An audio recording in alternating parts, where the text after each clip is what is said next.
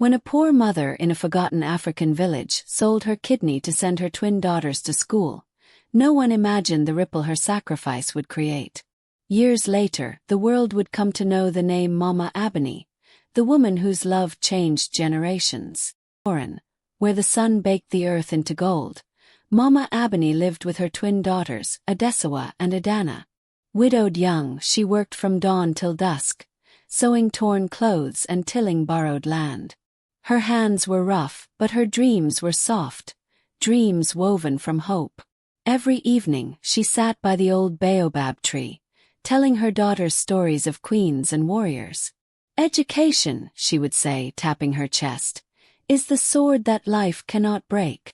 But school was a distant dream.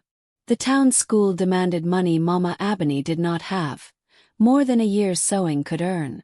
As days slipped into months, her heart grew heavier. The girls deserved more than a life of struggle. One evening, as the village gathered for the harvest dance, Mama Abeni quietly slipped away. She traveled to the great city, her heart pounding with fear. There, among strangers and bright lights, she made a painful choice. She sold one of her kidneys. With trembling hands, she clutched the money to her chest. Her body ached, but her spirit soared. "My daughters will rise," she whispered into the night sky. And so the journey began.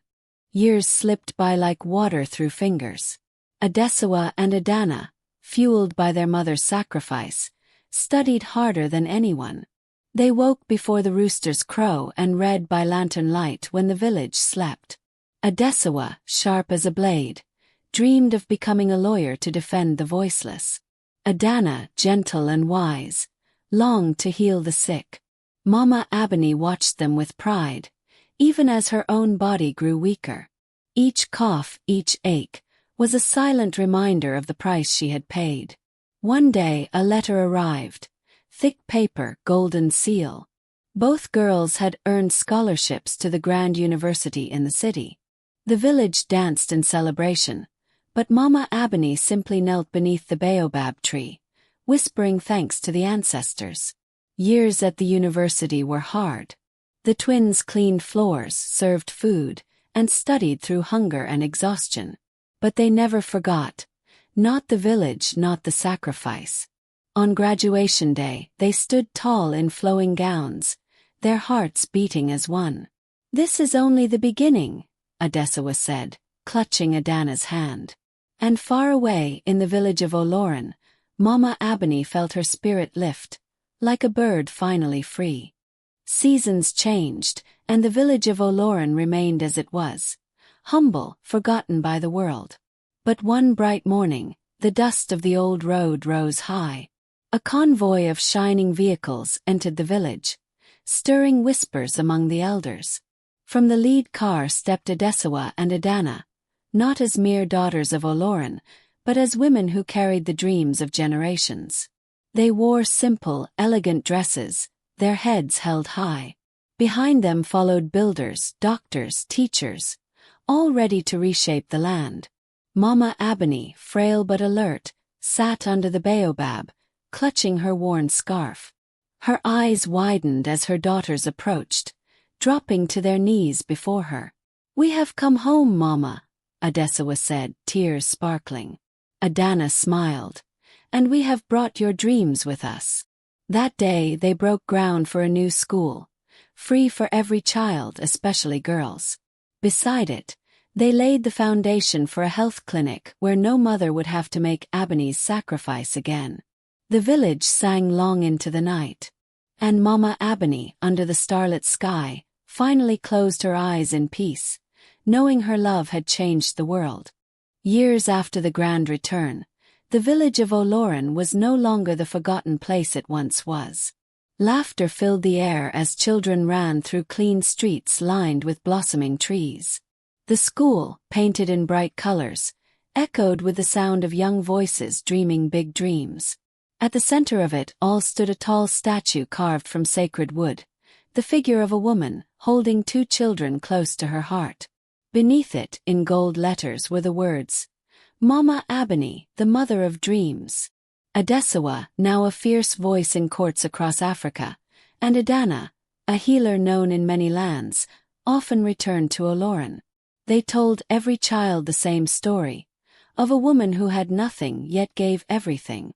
Mama Abeni taught us, Adesawa would say, standing tall before the students, that the greatest wealth is not gold or land. It is the courage to believe in a better tomorrow. Adana would add softly, and the power of a mother's love can move mountains. Thus Mama Abeni's name lived on, not just in the village, but in the hearts of all who dared to dream. And the baobab tree still stood, whispering her story to the winds. The years rolled on like a calm river, and Oloran became a shining light for all nearby villages. Where once there was only dust and broken dreams, now there were gardens, schools, and clinics. Life thrived because of one woman's sacrifice, a sacrifice that had planted the seeds of a new generation. Mama Abeni grew older, her back bending like the heavy branches of the baobab she loved. But her spirit remained fierce. Children would gather around her, resting their heads on her lap, as she told them stories under the stars. "My daughters were not born queens," she would say, her voice soft but strong. "They were born with a mother's dream stitched into their hearts." Adesawa and Adana continued their work beyond the village, leading campaigns, building hospitals, and funding schools across Africa. But every achievement, every award, every celebration, they brought first to Mama Abeni. One afternoon, as the sun dipped low and painted the sky in fiery colors, Mama Abeni sat quietly under her beloved baobab. She smiled at the sound of children reading aloud from new books, at the sight of women learning trades and boys planting trees. As the wind carried the songs of gratitude through the village, Mama Abeni closed her eyes.